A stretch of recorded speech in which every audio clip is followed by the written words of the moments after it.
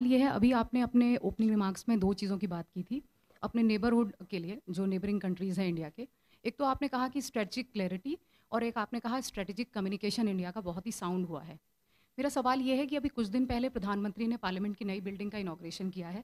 उसमें एक नक्शा लगा हुआ है जिसे अखंड भारत कहा जा रहा है। उसे लेकर के आपके पड़ोसी देशों में 3 देशों में, नेपाल, बांग्लादेश और पाकिस्तान में विवाद है। 2 मित्र देश हैं भारत के और पाकिस्तान हमारा शत्रु राष्ट्र है। तो सर, ये मैं आपसे पूछना चाहती हूँ कि एक तो ये जो अखंड भारत को लेकर के विवाद है, इसमें भारत का क्या कहना है अपने पड़ोसी देशों को? और जैसे कि कल नेपाल के प्रधानमंत्री ने वहाँ की पार्लियामेंट में ये कहा है कि मैंने ये मुद्दा अपनी भारत यात्रा के दौरान उठाया था, जिसके जवाब में मुझे भारतीय पक्ष ने ये कहा है कि ये राजनीतिक नक्शा नहीं है, ये सांस्कृतिक नक्शा है। तो ये जवाब आपका केवल अपने मित्र राष्ट्रों के लिए है, जैसे नेपाल और बांग्लादेश? क्योंकि इसमें पीओके का भी हिस्सा है और पीओके को लेकर के भारत का जो स्टैंड है वो बहुत ही अलग स्टैंड रहा है। हम हमेशा ही ये कहते रहे हैं कि पीओके अवैध कब्जा है पाकिस्तान का और भारत उसको अधिकार क्षेत्र में कभी भी लेगा। तो ये जो आपका जो एक तो ये क्लैरिटी करें कि जवाब आपका यही है कि ये छोटा रखें जरा सांस्कृतिक या क्वेश्चन राजनीतिक है, और अपना पीओके को स्पीच। लेकर पाकिस्तान को लेकर क्या संदेश है? Smita, go ahead. Mr. Smita Sharma, I work independently. Just wanted to check, is India expecting President Zelensky to be in attendance during the G20 summit? Is there an invitation that has been extended, is being extended? And Can we okay. keep it tight? Yeah. Umashankar. मैं उमाशंकर हूँ NDTV से। आपने दुनिया के परिप्रेक्ष्य में बताया कि 2014 के बाद किस तरह से भारत का फुटप्रिंट जो है वो बढ़ा है दुनिया में। मेरा सवाल स्पेसिफिकली मिडिल ईस्ट को लेकर है कि 2014 के बाद किस तरीके से मिडिल ईस्ट में को लेकर हमारी जो डिप्लोमेसी है वो बदली है और क्या अचीवमेंट्स रहे हैं। एक तो जो आपने विषय उठाया, जो नए संसद में जो नक्शा जो दिखाया गया, मेरे ख्याल से हमारे प्रवक्ता जो हैं इस पे टिप्पणी कर चुके हैं। Am I correct?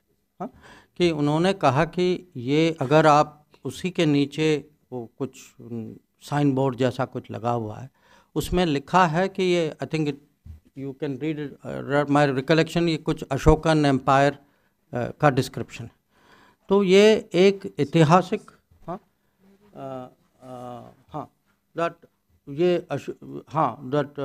जो लिखा है, it says it depicts the spread of the Ashokan empire and the idea of responsible and people oriented governance that he adopted. तो इसको मुझे नहीं लगता कि राजनीतिक विषय बनना ही चाहिए, और जो हमारे मित्र देश जो हैं वो समझेंगे। अगर कहीं कुछ उनको क्लैरिफिकेशन चाहिए तो मुझे लगता है उसमें कोई बड़ी बात नहीं है, और जो मुझे जो बताया गया है वो समझ चुके। अब पाकिस्तान का तो आप छोड़ ही दीजिए, क्योंकि वहाँ ना समझने की आशा है ना हमारे यहाँ। अब मैं क्या कहूँ आपको, पर जो पीओके का विषय वो अलग विषय, क्योंकि पीओके में जो है हमारा स्टैंड बहुत क्लियर है, और हम ये खाली सरकार का स्टैंड नहीं है, पूरे देश का स्टैंड है, पार्लियामेंट का स्टैंड। तो उसमें माने पार्लियामेंट का स्टैंड है, तो उसमें कोई चेंज करने की माने पॉसिबिलिटी है ही नहीं। जो your question Zelensky and G20, no, look, in our view, G20 participation is for members of G20 and for the countries and organizations who we have invited to the G20, and that list we had declared as soon as we assumed the presidency of the G20. So it is not something that we have reviewed, and it is not something, very honestly, which we have discussed with anybody. The third question जो आपका जो middle east का सवाल जो है, वो अगर जो मैं पिछले 10 साल की सफलता की अगर जब मैं बात कर रहा हूँ, तो मिडल ईस्ट ये एक ऐसा क्षेत्र है जहाँ ये आपको साफ दिखाई देता है कि अगर आप खाड़ी में देखें, ऐसे देश हैं जहाँ माने सालों से कोई हमारे यहाँ से कोई लीडरशिप विजिट नहीं हुई थी। हाँ, और जो हमने हमारे लिए एक किस्म से हमारे लोग वहाँ सर्विस करने जाते थे, और वहाँ से हम लोग पेट्रोल खरीदते थे, तेल खरीदते थे। तो पिछले 10 साल में जो परिवर्तन जो आया है कि पॉलिटिकल लेवल में एक तो एंगेजमेंट बढ़ी है, बहुत कंफर्ट है हमारे। अब अगर आज हम दुनिया में देख के अपने मन में सोचते हैं कि कहाँ देश हैं जो हमें सपोर्ट करते हैं, उसमें से बहुत सारे देश जो हैं वो मिडल ईस्ट के देश, और मिडल ईस्ट के देश अगर हम दोनों जो हैं MOS डायरेक्टली उसको देखते हैं, मेरे ख्याल से गल्फ में तो हम I think each one of us would have paid at least 2, 3, 4, 5 visits, और जो बाकी देश भी हैं, मैं इजिप्ट गया हूँ, मैं टूनिशिया गया हूँ, आप तो I think you have been to Iraq, to Morocco, Algeria, तो एंगेजमेंट उनके साथ बढ़ा है, राजनीतिक परिप्रेक्ष्य से हमारे रिश्ते जो हैं और नज़दीक आए हैं।